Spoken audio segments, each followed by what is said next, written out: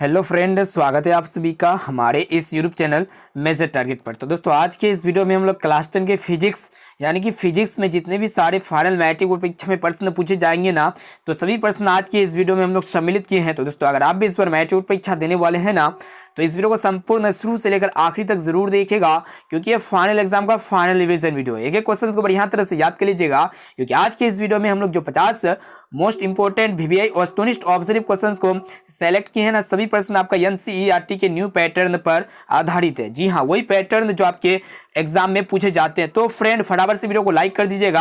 अगर आप हमारे चैनल पर नए आए हैं ना, तो प्लीज चैनल को सब्सक्राइब कर लीजिएगा। साथ में बेल आइकन आएगा, बेल आइकन को प्रेस करके ऑल पर जरूर सेलेक्ट कर लीजिएगा, ताकि फ्यूचर में जब भी कोई लाइव क्लास हो तो आपको हमेशा नोटिफिकेशन मिलता रहे। तो आइए शुरू करते हैं यहाँ पे आज के पहले नंबर प्रश्न से। तो देखिएगा आज का फर्स्ट प्रश्न है कि विद्युत धारा का 1 मिली एम्पियर निम्न में से कौन है। बहुत इंपॉर्टेंट है। ऑप्शन ए में आपका दिया 10 के पावर -1 एम्पियर, या फिर 10 के पावर -2 एम्पियर, या फिर 10 के पावर -3 एम्पियर, और ऑप्शन डी में आपका दिया 10 के पावर -6 एम्पियर। तो दोस्तों इलेक्ट्रिक करंट का जो 1 माइक्रो एम्पियर होता है ना, ये 10 के पावर -3 एम्पियर के बराबर होता है। यानी कि यहाँ पर हमारा ऑप्शन नंबर सी जो है ना बिल्कुल से उत्तर हो जाएगा। अब चलिए फ्रेंड देखते हैं यहाँ पे दूसरा प्रश्न जो काफी महत्वपूर्ण है कि विद्युत धारा का 1 माइक्रो एम्पियर धारा है, यानी कि जो 1 माइक्रो एम्पियर जो है ना कितने एम्पियर के बराबर होता है। बहुत इंपॉर्टेंट है दोस्तों, आप लोग को बता देते हैं। जो इलेक्ट्रिक करंट का 1 माइक्रो एम्पियर होता है ना, ये 10 के पावर -6 एम्पियर के बराबर होता है। ऑप्शन नंबर बी जो है ना बिल्कुल से उत्तर हो जाएगा। और दोस्तों विद्युत धारा का एसआई मात्रक एम्पियर होता है, साथ में इसलिए आप लोग को याद रखना है, और एम्पियर को हम लोग ए से दिखाते हैं।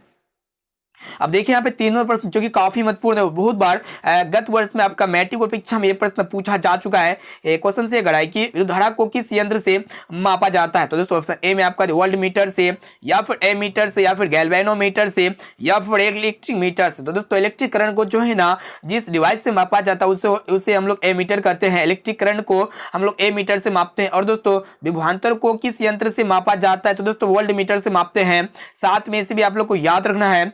अब आइए फ्रेंड देखते हैं यहाँ पे चौथा प्रश्न है कि माइक्रो एम्पियर वाली विद्युत धारा को किस यंत्र से मापा जाता है। बहुत इंपॉर्टेंट है। ऑप्शन ए में आपका मीटर से, या फिर वोल्ट मीटर से, या फिर गैल्वेनोमीटर से, या फिर इनमें से कोई नहीं। तो दोस्तों माइक्रो एम्पियर वाली विद्युत धारा को जो है ना किससे मापते हैं। दोस्तों एमीटर से मापते हैं। इसे आप लोग को याद रखना है। यहाँ पे हमारा ऑप्शन नंबर ए जो है ना बिल्कुल से उत्तर हो जाएगा। अब आइए फ्रेंड देखते हैं यहाँ पे 5 नंबर प्रश्न को देखिएगा, जो कि काफी महत्वपूर्ण है। किसी विद्युत परिपथ में प्रवाहित विद्युत धारा का पता लगाने के लिए किस यंत्र का उपयोग किया जाता है। ऑप्शन ए में आपका वोल्ट मीटर का, या फिर वोल्टामीटर का, या फिर गैल्वेनोमीटर का, और ऑप्शन डी में आपका दिया हुआ इलेक्ट्रिक मीटर का। तो दोस्तों विद्युत धारा किसी भी विद्युत परिपथ में विद्युत धारा का पता लगाने के लिए जिस यंत्र का प्रयोग किया जाता है उसे हम लोग गैल्वेनोमीटर कहते हैं। यानी कि यहाँ पे हमारा ऑप्शन नंबर सी जो है ना बिल्कुल से उत्तर हो जाएगा। दोस्तों आज के इस वीडियो में हम लोग क्लास 10 के फिजिक्स यानी कि फिजिक्स में जितने भी सारे ऑब्जर्व प्रश्न बनते हैं, वैसे प्रश्न जो आपके फाइनल मैट्रिक बोर्ड परीक्षा में पूछे जाएंगे, सभी प्रश्नों को आज के इस वीडियो में हम लोग देख रहे हैं। तो दोस्तों अगर आप भी इस बार मैट्रिक बोर्ड परीक्षा देने वाले हैं ना, तो इस वीडियो को संपूर्ण शुरू से लेकर आखिरी तक जरूर देखिएगा। तो फ्रेंड फटाफट से वीडियो को लाइक जरूर कर लीजिएगा। अब देखिए यहाँ पे 6 नंबर प्रश्न क्या कर रहा है कि विद्युत परिपथ में एमीटर को लगाया जाता है। ऑप्शन ए में आपका श्रेणी क्रम में, या फिर समांतर क्रम में, या फिर किसी भी क्रम में, और ऑप्शन डी में आपका दिया इनमें से कोई नहीं। तो दोस्तों विद्युत परिपथ में एमीटर को जो है ना श्रेणी क्रम में मापा जाता है। ऑप्शन नंबर ए जो है ना बिल्कुल से उत्तर हो जाएगा। और दोस्तों इसी तरह और एक प्रश्न पूछे जाते हैं कि विद्युत परिपथ में वोल्ट मीटर को लगाया जाता है। तो दोस्तों विद्युत परिपथ में वोल्ट मीटर को जो है ना समांतर क्रम में लगाया जाता है। अब देखिए यहाँ पे 7 नंबर प्रश्न क्या कर रहा है कि कांच की छड़ को रेशम द्वारा रगड़ने पर रेशम में उत्पन्न आवेश क्या होता है। धनावेश होता है, या फिर ऋण आवेश होता है, या फिर कोई भी आवेश नहीं होता है। और ऑप्शन डी में आपका इनमें से कोई नहीं। तो दोस्तों आप लोग को बता देते हैं जो कांच की छड़ होता है ना, उसको रेशम के द्वारा रगड़ने पर रेशम पर जो है ना पॉजिटिव चार्ज होता है, यानी कि जिसे हम लोग धन चार्ज कहते हैं। ठीक है, ऑप्शन नंबर ए जो है ना बिल्कुल से उत्तर हो जाएगा। अब देखिए यहाँ पे 8 नंबर प्रश्न क्या कर रहा है कि रेशम द्वारा कांच की छड़ को रगड़ने पर कांच की छड़ में उत्पन्न आवेश क्या होता है। धनावेश होता है, या फिर ऋणावेश होता है, या फिर कोई आवेश नहीं होता है, या फिर इनमें से कोई नहीं। तो दोस्तों आप लोग को बता देते हैं, अगर आप रेशम के द्वारा कांच की छड़ को रगड़ते हैं ना, उसमें नेगेटिव चार्ज होता है, यानी कि ऋणावेश होता है। ऑप्शन नंबर बी यहाँ पे हमारा बिल्कुल से उत्तर हो जाएगा। अब आइए फ्रेंड देखते हैं यहाँ पे अगला प्रश्न जो कि काफी महत्वपूर्ण है कि देखिएगा क्वेश्चन से रहा है कि एवोनाइट क्षार का ऊन द्वारा रगड़ने पर ऊन में उत्पन्न आवेश क्या होता है। दोस्तों एवोनाइट क्षार के द्वारा अगर आप लोग ऊन में रगड़ते हैं ना तो उन पर जो चार्ज होता है ना धनावेश होता है या फिर ऋणावेश होता है या फिर ए और बी दोनों, और ऑप्शन डी में आपका दिन में से कोई नहीं। तो दोस्तों इसमें जो है ना पॉजिटिव चार्ज होता है जब एवोनाइट क्षार को ऊन के द्वारा रगड़ते हैं, यानी कि यहाँ पे ऑप्शन नंबर ए जो है ना बिल्कुल सही उत्तर हो जाएगा। अब आइए फ्रेंड देखते हैं यहाँ पे 10 नंबर प्रश्न जो कि काफी महत्वपूर्ण है कि एवोनाइट क्षार को ऊन द्वारा रगड़ने पर एवोनाइट क्षार पर जो उत्पन्न आवेश होता है ना वो आपका ऋण आवेश होता है, यानी कि यहाँ पे हमारा ऑप्शन नंबर बी जो है ना बिल्कुल सही उत्तर हो जाएगा। तो दोस्तों अभी तक आप वीडियो को लाइक नहीं किए हैं ना तो प्लीज दोस्तों वीडियो को लाइक जरूर कर लीजिएगा, और दोस्तों चैनल पर नए आए हैं ना तो प्लीज चैनल को सब्सक्राइब कर लीजिएगा, साथ में बेल आइकन आएगा, बेल आइकन को प्रेस करके ऑल पर जरूर सेलेक्ट कर लीजिएगा ताकि फ्यूचर में जब भी कोई लाइव क्लास हो तो आपको हमेशा नोटिफिकेशन मिलता रहे।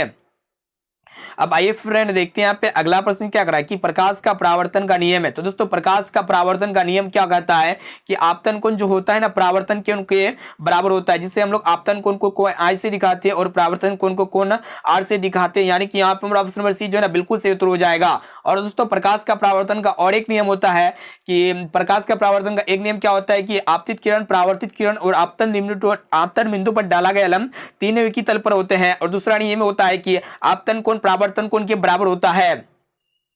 अब देखिए यहाँ पे अगला प्रश्न क्या कर रहा है कि किसी पारदर्शी माध्यम का अपवर्तनांक होता है। तो दोस्तों ऑप्शन ए में आपका दिया हुआ sine I upon sine R, या फिर sine R upon sine I, या फिर साइन आई गुना साइन आर, या फिर साइन आई भागा साइन आर। तो दोस्तों आप लोगों को बता देते हैं किसी भी पारदर्शी माध्यम का जो अपवर्तनांक होता है ना sine I upon sine R होता है, यानी कि यहाँ पे हमारा ऑप्शन बी जो है ना बिल्कुल सही उत्तर हो जाएगा। और दोस्तों साइन आई को हम लोग आपतन कोण कहते हैं और दोस्तों साइन आर को हम लोग अपवर्तन कोण कहते हैं, इसे आप लोग को याद रखना है। इसे हम लोग जो है ना स्नेल का नियम भी कहते हैं।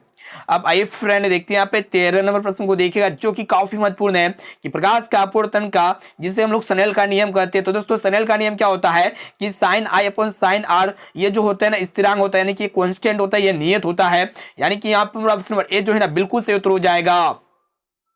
अब आइए फ्रेंड देखते हैं यहाँ पे 14 नंबर प्रश्न को देखिएगा क्या करा है कि उनमें किस द्रव्यात्मक माध्यम का निरपेक्ष अपवर्तनांक अधिक है। तो दोस्तों बहुत इंपॉर्टेंट है, ऑप्शन ए में आपका दिया है जल का, या फिर केरोसिन, या फिर बेंजीन, और ऑप्शन डी में आपका दिया हुआ एल्कोहल का। तो दोस्तों बेंजीन का जो है ना बेंजीन का निरपेक्ष अपवर्तनांक क्या होता है सबसे अधिक होता है, ऑप्शन नंबर सी यहाँ पे हमारा बिल्कुल सही उत्तर हो जाएगा। अब देखिए यहाँ पे 15 नंबर प्रश्न को देखिएगा क्या कर रहा है कि प्रकाश का अपवर्तन का कारण है। दोस्तों प्रकाश का अपवर्तन का कारण क्या होता है, प्रकाश की चाल में परिवर्तन, या फिर प्रकाश की ऊर्जा में परिवर्तन, या फिर माध्यम का घनत्व में परिवर्तन, और ऑप्शन डी में आपका इनमें से सभी। तो दोस्तों प्रकाश का अपवर्तन का जो मुख्य और मेन कारण होता है ना प्रकाश का जो स्पीड होता है ना उसमें परिवर्तन होता है, यानी कि यहाँ पे ऑप्शन नंबर ए जो है ना बिल्कुल सही उत्तर हो जाएगा।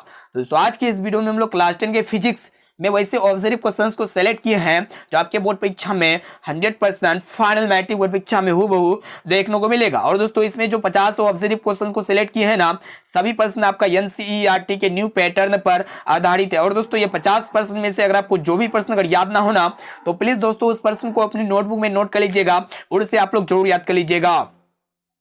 अब देखिए यहाँ पे अगला प्रश्न क्या करा है कि अवतल दर्पण को निम्न में से किस अन्य नाम से जाना जाता है, बहुत इंपॉर्टेंट है। ऑप्शन ए में आपका दिया समसारी दर्पण, या फिर अपसारी दर्पण, या फिर अभिसारी दर्पण, और ऑप्शन डी में आपका इनमें से कोई नहीं। तो दोस्तों अवतल दर्पण को जो है ना अभिसारी दर्पण के नाम से भी जाना जाता है, ऑप्शन नंबर सी यहाँ पे हमारा बिल्कुल सही उत्तर हो जाएगा, क्योंकि अवतल दर्पण क्या करता है कि ये प्रकाश किरणों को जमा कर देती है, इसे हम लोग अभिसारी दर्पण के नाम से भी जाना जाता है। और दोस्तों उत्तल दर्पण को जो है ना हम लोग अपसारी दर्पण के नाम से भी जानते हैं, साथ में इसे भी आप लोग को याद रखना है। अब आइए फ्रेंड देखते हैं यहाँ पे 17 नंबर प्रश्न जो कि काफी महत्वपूर्ण है कि उत्तल दर्पण को निम्न में से किसी एक अन्य नाम से जाना जाता है, बहुत इंपॉर्टेंट है। तो दोस्तों उत्तल दर्पण को जो है ना अन्य नाम से हम लोग अपसारी दर्पण के नाम से जानते हैं, यानी कि यहाँ पे हमारा ऑप्शन बी जो है ना बिल्कुल सही उत्तर हो जाएगा, क्योंकि ये प्रकाश किरणों को चारों तरफ फैला देती है। अब आइए फ्रेंड देखते हैं यहाँ पे अगला प्रश्न जो कि काफी महत्वपूर्ण है कि अवतल लेंस को निम्न में से किसी एक अन्य नाम से जाना जाता है। तो दोस्तों अवतल लेंस को जो है ना हम लोग अभिसारी लेंस के भी यहाँ पे देखिएगा अवतल लेंस को हम लोग किसके नाम से जानते हैं, तो दोस्तों अपसारी लेंस के नाम से जानते हैं, यानी कि यहाँ पे हमारा ऑप्शन ए जो है ना बिल्कुल सही उत्तर हो जाएगा। अब आइए फ्रेंड देखते हैं यहाँ पे 19वां प्रश्न, ये थोड़ा उल्टा होता है। लेंस और दर्पण में उसका जस्ट ऑपोजिट होता है। तो यहाँ पे उत्तल लेंस कह रहा है, तो उत्तल लेंस को हम लोग अन्य नाम से किस नाम से जानते हैं? तो दोस्तों उत्तल लेंस को हम लोग जो है ना अभिसारी लेंस के नाम से जानते हैं। तो यहाँ पे लेंस के केस में अगर आपको पूछेगा कि उत्तल लेंस को किस नाम से जाना जाता है, तो दोस्तों अभिसारी लेंस के नाम से जाना जाता है। अगर आपको उत्तल दर्पण यानी कि दर्पण के केस में पूछेगा कि उत्तल दर्पण को किस नाम से जाना जाता है, तो दोस्तों उत्तल दर्पण को जो है ना अपसारी दर्पण के नाम से जाना जाता है। इसे आप लोग को याद रखना है, यानी कि जस्ट उसका ऑपोजिट होता है। अब आइए फ्रेंड देखते हैं यहाँ पे 20 नंबर प्रश्न, जो कि मोस्ट इंपोर्टेंट है कि दीर्घ दृष्टि दोष उत्पन्न होने के कारण क्या होता है? तो दोस्तों ऑप्शन ए में आपका दिया हुआ है नेत्र गोलक का लंबा होना, या फिर नेत्र गोलक का छोटा होना, या फिर समझन क्षमता का घटना, और ऑप्शन डी में आपका दिया हुआ इनमें से कोई नहीं। तो दोस्तों दीर्घ दृष्टि दोष उत्पन्न होने का जो मुख्य और मेन कारण होता है ना, नेत्र गोलक का छोटा होना होता है, यानी कि यहाँ पे ऑप्शन नंबर बी जो है ना बिल्कुल सही उत्तर हो जाएगा। तो दोस्तों अभी तक आप वीडियो को लाइक नहीं किए हैं ना, तो प्लीज दोस्तों वीडियो को लाइक जरूर कर लीजिएगा। और दोस्तों हमारे चैनल पर नए आए हैं ना, तो प्लीज चैनल को सब्सक्राइब करके बेल आइकन को प्रेस करके ऑल पर जरूर सिलेक्ट कर लीजिएगा, ताकि फ्यूचर में जब भी कोई लाइव क्लास हो तो आपको हमेशा नोटिफिकेशन मिलता रहे। अब चलिए फ्रेंड देखते हैं यहाँ पे 21 नंबर प्रश्न को देखिएगा, जो कि काफी महत्वपूर्ण है कि नेत्रदान नहीं कर सकता है। तो दोस्तों बहुत इंपॉर्टेंट है। ऑप्शन ए में आपका दिया हुआ है कि मधुमेह से पीड़ित व्यक्ति, या फिर दमा से पीड़ित व्यक्ति, या फिर उच्च रक्तचाप से पीड़ित व्यक्ति, या फिर मस्तिष्क शोथ से पीड़ित व्यक्ति। तो दोस्तों नेत्रदान वो व्यक्ति नहीं कर सकता है जो व्यक्ति मस्तिष्क शोथ से पीड़ित व्यक्ति होता है, वो व्यक्ति नेत्रदान नहीं कर सकता है। यहाँ पे मेरा ऑप्शन डी जो है ना बिल्कुल सही उत्तर हो जाएगा। अब आइए फ्रेंड देखते हैं यहाँ पे 22 नंबर प्रश्न, जो कि काफी महत्वपूर्ण है कि नेत्रदान कर सकता है। तो दोस्तों नेत्रदान जो है ना मधुमेह से पीड़ित व्यक्ति कर सकता है, ना कि हैजा से पीड़ित व्यक्ति, तानिका शोथ से पीड़ित व्यक्ति, या फिर लुकियामिया से पीड़ित व्यक्ति। ये सब व्यक्ति जो है ना नेत्रदान नहीं कर सकता है, लेकिन मधुमेह से पीड़ित व्यक्ति ये जो है ना नेत्रदान कर सकता है। इसे आप लोग को याद रखना है। ऑप्शन नंबर ए यहाँ पे हमारा बिल्कुल सही उत्तर हो जाएगा। अब चलिए फ्रेंड देखते हैं यहाँ पे अगला प्रश्न, जो कि मोस्ट इंपोर्टेंट है। देखिएगा क्वेश्चन से कि किसी कांच का अपवर्तनांक प्रकाश के किस वर्ण के लिए अधिकतम होता है? ऑप्शन ए में आपका लाल, या फिर पीला, या फिर नीला, और ऑप्शन डी में आपका बैगनी। तो दोस्तों आप लोगों को बता देते हैं बैगनी रंग का अपवर्तनांक क्या होता है, सबसे ज्यादा होता है। ठीक है, इसे आप लोग को याद रखना है, यानी कि यहाँ पे ऑप्शन डी जो है ना बिल्कुल सही उत्तर हो जाएगा। अब देखिए यहाँ पे 24 नंबर प्रश्न, जो कि मोस्ट इंपोर्टेंट है कि किसी कांच का अपवर्तनांक प्रकाश के किस वर्ण के लिए न्यूनतम होता है? तो दोस्तों लाल रंग का अपवर्तनांक क्या होता है, सबसे कम होता है, यानी कि यहाँ पे ऑप्शन नंबर ए जो है ना बिल्कुल सही उत्तर हो जाएगा। अब आइए फ्रेंड देखते हैं यहाँ पे 25 नंबर प्रश्न, जो कि मोस्ट इंपोर्टेंट है कि श्वेत प्रकाश का प्रिज्म से गुजरने के बाद प्रकाश का कौन सा वर्ण यानी कि रंग सबसे कम विचलित होता है, यानी कि झुकता है। बहुत इंपॉर्टेंट है। ऑप्शन ए में आपको तो पीला, या फिर नीला, या फिर हरा, और ऑप्शन डी में आपका दिया लाल। तो दोस्तों आप लोग को बता देते हैं जब भी हम लोग श्वेत प्रकाश को प्रिज्म से गुजारते हैं और पर्दे पर 7 रंग की पट्टी प्राप्त होती है, तो वही पर्दे पर जो 7 रंग की पट्टी में जो सबसे कम झुकाव रंग होता है वो आपका लाल होता है, यानी कि रेड कलर का झुकाव क्या होता है, विचलन सबसे कम होता है, और लाल रंग का तरंगदैर्ध्य जो होता है ना सबसे ज्यादा होता है। इसे आप लोग को याद रखना है। दोस्तों अभी तक आप वीडियो को लाइक नहीं किए हैं ना, तो प्लीज दोस्तों वीडियो को लाइक जरूर कर लीजिएगा। अब देखिए यहाँ पे 26 नंबर प्रश्न, जो कि मोस्ट इंपोर्टेंट है कि श्वेत प्रकाश को प्रिज्म से गुजरने के पश्चात प्रकाश का कौन सा वर्ण है यानी कि रंग सबसे अधिक विचलित होता है? तो दोस्तों सबसे ज्यादा विचलित होने वाला जो कलर होता है ना वो आपका क्या होता है, बैगनी कलर होता है। ऑप्शन नंबर सी यहाँ पे हमारा बिल्कुल सही उत्तर हो जाएगा। आप लोग को बता देते हैं ये आपका प्रिज्म हो गया। ठीक है, जब हम लोग श्वेत प्रकाश को प्रिज्म से गुजारेंगे तो पर्दे पर 7 रंग की पट्टी प्राप्त होती है, और ये 7 रंग जो होता है ना कुछ इस प्रकार होता है। ठीक है, 1 2 3 4 5 6 और यहाँ पे 7। तो ये सबसे नीचे में जो कलर होता है ना भीव होता है, यानी कि वायलेट होता है, जिसे हम लोग बैगनी कहते हैं, और सबसे ऊपर जो होता है रेड कलर होता है। तो यहाँ पे आप लोग बताइए कि जब श्वेत प्रकाश को प्रिज्म से गुजारेंगे तो पर्दे पर 7 रंग की पट्टी प्राप्त होगा। तो इस पट्टी में जो 7 कलर में से एक कलर ऐसा है जिसको हम लोग विवग्योर कहते हैं, वायलेट कहते हैं। ठीक है, ये वायलेट कलर का जो कलर होगा, बैगनी कलर का विचलन क्या होगा, सबसे ज्यादा होगा। झुकाव देखिएगा ये सबसे ज्यादा झुकता है ना, इसीलिए यहाँ पे हमारा ऑप्शन नंबर सी जो है ना बिल्कुल सही उत्तर हो जाएगा। और लाल रंग का झुकाव क्या होता है, सबसे कम होता है। अब आइए फ्रेंड देखते हैं यहाँ पे 27 नंबर प्रश्न को देखिएगा क्या करा है कि आकाश में इंद्रधनुष का बनना प्रकाश की कौन सी प्राकृतिक घटना है? बहुत इंपॉर्टेंट। ऑप्शन ए में आपका प्रकीर्णन, या फिर अपवर्तन, या फिर परावर्तन, या फिर विक्षेपण। तो दोस्तों आकाश में इंद्रधनुष का बनना ये जो है ना विक्षेपण यानी कि प्रकाश का वर्ण विक्षेपण परिघटना पर आधारित है। ऑप्शन नंबर डी यहाँ पे हमारा बिल्कुल सही उत्तर हो जाएगा। जिसे हम लोग स्पेक्ट्रम भी कहते हैं। अब आइए फ्रेंड देखते हैं यहाँ पे 28 नंबर प्रश्न को देखिएगा क्या करा है कि इंद्रधनुष में हमें क्या दिखाई देता है। ऑप्शन ए में आपका अपवर्तन के कारण या फिर परावर्तन के कारण या फिर पूर्ण आंतरिक परावर्तन के कारण, और ऑप्शन डी में आपका दिया हुआ है प्रकीर्णन के कारण। तो दोस्तों इंद्रधनुष में हमें जो है ना पूर्ण आंतरिक परावर्तन दिखता है, यानी कि यहाँ पे हमारा ऑप्शन नंबर सी जो है ना बिल्कुल सही उत्तर हो जाएगा। अब आइए फ्रेंड देखते हैं यहाँ पे 29वां प्रश्न जो कि काफी महत्वपूर्ण है कि तारों का टिमटिमाने का कारण क्या होता है। ऑप्शन ए में आपका दिया वायुमंडलीय अपवर्तन या फिर प्रकाश का प्रकीर्णन या फिर प्रकाश का वर्णविक्षेपण, और ऑप्शन डी में आपका दिया प्रकाश का परावर्तन। तो दोस्तों तारे का जो टिमटिमाने का जो मुख्य और मेन कारण है ना प्रकाश का क्या होता है, तारे क्यों टिमटिमाते हैं, प्रकाश के अपवर्तन के कारण टिमटिमाते हैं, यानी कि यहाँ पे हमारा ऑप्शन ए जो है ना बिल्कुल सही उत्तर हो जाएगा।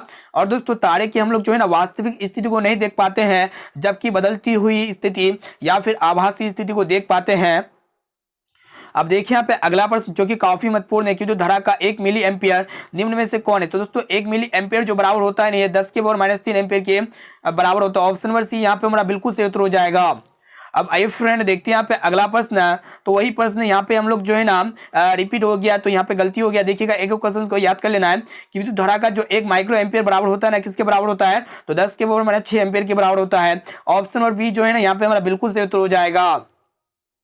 अब देखिए यहाँ पे अगला प्रश्न जो कि काफी महत्वपूर्ण है, तो ये सब प्रश्न जो है ना हम आप लोग को करा चुके हैं, ठीक है। इससे पहले हम लोग जो है ना ये सब प्रश्न करा चुके हैं। तो चलिए कहाँ तक हम आप लोग को इस तरह का प्रश्न करा चुके हैं इसी वीडियो में, पहले वीडियो वाले। तो देखिएगा यहाँ तक करा चुके हैं, ये भी प्रश्न यहाँ तक यहाँ पे नहीं कराए, ठीक है। तो देखिएगा 40वां प्रश्न जो कि काफी महत्वपूर्ण है कि जिस ठोस चालक में धन आवेश और ऋण आवेश दोनों प्रभावित होता है तो उसे वे चालक है। तो दोस्तों जिसमें धन आवेश और ऋण आवेश प्रभावित होता है ना उसे हम लोग क्या कहते हैं, सुचालक करते हैं, या फिर अचालक करते हैं, या फिर अर्धचालक करते हैं, या फिर इनमें से कोई नहीं। तो दोस्तों जिस भी ठोस चालक में धन आवेश और ऋण आवेश दोनों प्रभावित होता है ना तो उसे हम लोग क्या कहते हैं, अर्धचालक कहते हैं, यानी कि सेमीकंडक्टर कहते हैं। ऑप्शन नंबर सी यहाँ पे हमारा बिल्कुल सही उत्तर हो जाएगा।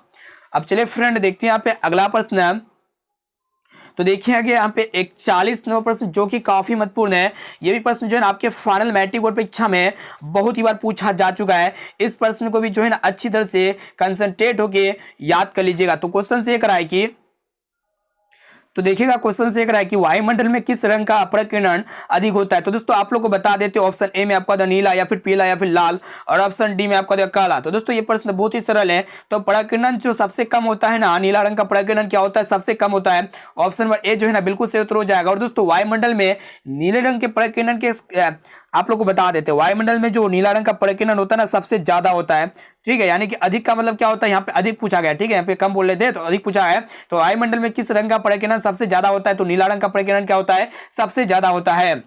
अब आइए फ्रेंड देखते हैं यहाँ पे 42वां प्रश्न जो कि काफी महत्वपूर्ण है कि विद्युत परिपथ में यानी कि किसी विद्युत तार के सतत बंद पथ को क्या कहा जाता है, बहुत इंपॉर्टेंट है।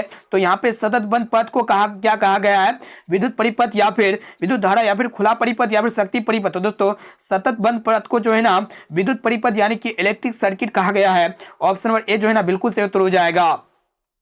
अब देखिए यहाँ पे 43 नंबर प्रश्न जो कि काफी महत्वपूर्ण है कि सूर्योदय तथा सूर्यास्त के समय आकाश लाल दिखाई देता है, क्यों, काफी महत्वपूर्ण है। ऑप्शन ए में आपका वायुमंडलीय अपवर्तन या फिर वर्ण विक्षेपण या फिर वायुमंडलीय प्रकीर्णन या फिर प्रकाश के प्रकीर्णन। तो दोस्तों सूर्योदय तथा सूर्यास्त के समय जो आकाश लाल दिखता है ना, ये वायुमंडलीय अपवर्तन के कारण दिखता है, यानी कि यहाँ पे ऑप्शन नंबर ए जो है ना बिल्कुल सही उत्तर हो जाएगा। अब चलिए फ्रेंड देखते हैं यहाँ पे 44वां प्रश्न जो कि काफी महत्वपूर्ण है कि निकट दृष्टि दोष को दूर करने के लिए किस लेंस का उपयोग किया जाता है, बहुत इंपॉर्टेंट है। ऑप्शन ए में आपका दिया हुआ है उत्तल लेंस का या फिर अवतल लेंस का या फिर बेलनाकार लेंस का या फिर समतल लेंस का। तो दोस्तों जो भी व्यक्ति निकट दृष्टि दोष को दूर करना चाहता है तो उस व्यक्ति को जो है ना अवतल लेंस से बने चश्मे का उपयोग करना होगा, यानी कि यहाँ पे हमारा ऑप्शन नंबर बी जो है ना बिल्कुल सही उत्तर हो जाएगा। अब देखिए यहाँ पे 45वां प्रश्न जो कि काफी महत्वपूर्ण है कि लेंस की क्षमता का एसआई मात्रक क्या होता है। ऑप्शन ए में आपका दिया हुआ डाईऑप्टर या फिर मीटर या फिर फोकस, और ऑप्शन डी में आपका दिया हुआ है ए मीटर। तो दोस्तों लेंस की क्षमता का जो प्रचलित एसआई मात्रक होता है ना डाईऑप्टर होता है। इनके अलावा आपका प्रति मीटर भी होता है और आपका मीटर इनवर्स भी होता है। तो ये सब क्या होता है, प्रचलित एसआई मात्रक नहीं है, लेकिन जो प्रचलित एसआई मात्रक होता है ना डाईऑप्टर होता है, इसे आप लोग को याद रखना है। अब चलिए फ्रेंड देखते हैं यहाँ पे अगला प्रश्न कि विद्युत आवेश का एसआई मात्रक क्या होता है, बहुत इंपॉर्टेंट है। ऑप्शन ए में आपका कूलम या फिर जूल या फिर ओम, और ऑप्शन डी में आपका वोल्ट। तो दोस्तों विद्युत आवेश का जो एसआई मात्रक होता है ना कूलम होता है, यानी कि यहाँ पे हमारा ऑप्शन ए जो है ना बिल्कुल सही उत्तर हो जाएगा, इसे आप लोग को याद रखना है। अब चलिए फ्रेंड देखते हैं यहाँ पे 47 नंबर प्रश्न जो कि काफी महत्वपूर्ण है कि स्पष्ट देखने की न्यूनतम दूरी कितनी होती है। ऑप्शन ए में आपका दिया हुआ 30 सेंटीमीटर या फिर 25 सेंटीमीटर या फिर 12 सेंटीमीटर और ऑप्शन डी में आपका दिया हुआ है अनंत। तो दोस्तों स्पष्ट देखने की जो न्यूनतम दूरी होती है ना 25 सेंटीमीटर होती है, यानी कि यहाँ पे हमारा ऑप्शन नंबर बी जो है ना बिल्कुल सही उत्तर हो जाएगा। अब देखिए यहाँ पे 48 नंबर प्रश्न जो कि काफी महत्वपूर्ण है कि प्रतिबिंब की ऊंचाई तथा वस्तु की ऊंचाई के अनुपात को क्या कहते हैं, बहुत इंपॉर्टेंट है। ऑप्शन ए में आपका दिया फोकस या फिर ध्रुव या फिर आवर्धन और ऑप्शन डी में आपका दिया वक्रता केंद्र। तो दोस्तों प्रतिबिंब की ऊंचाई तथा वस्तु की ऊंचाई के अनुपात को हम लोग आवर्धन कहते हैं। और दोस्तों आवर्धन एक मात्रक विहीन राशि है, यानी कि यूनिट लेस से आवर्धन का कोई भी एसआई मात्रक नहीं होता है।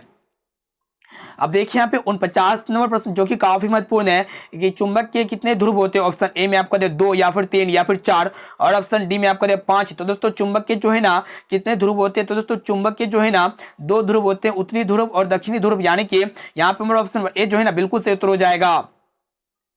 अब आइए फ्रेंड देखते हैं यहाँ पे आज का लास्ट और अंतिम प्रश्न जो कि काफी महत्वपूर्ण है कि आकाश का रंग नीला क्यों दिखाई देता है। ऑप्शन ए में आपका वायुमंडलीय अपवर्तन या फिर वर्ण विक्षेपण या फिर प्रकाश का परावर्तन या फिर प्रकाश के प्रकीर्णन। तो दोस्तों आकाश का रंग नीला जो है ना प्रकाश के प्रकीर्णन के कारण दिखाई देता है, यानी कि यहाँ पे हमारा ऑप्शन डी जो है ना बिल्कुल सही उत्तर हो जाएगा। दोस्तों आज के इस वीडियो में हम लोग क्लास 10 के फिजिक्स यानी कि भौतिक विज्ञान के वैसे ऑब्जेक्टिव प्रश्न को देखे हैं जो आपके फाइनल मैट्रिक बोर्ड परीक्षा में सीधे सीधे देखने को मिलेगा। और दोस्तों यहाँ पे जो हम लोग लगभग में 50 ऑब्जेक्टिव क्वेश्चंस को देख रहे हैं ना, सभी प्रश्न में से आप लोगों को कितना प्रश्न का सही और सटीक आंसर पता है, तो आप लोग हमें फटाफट से कमेंट करके जरूर बताइएगा।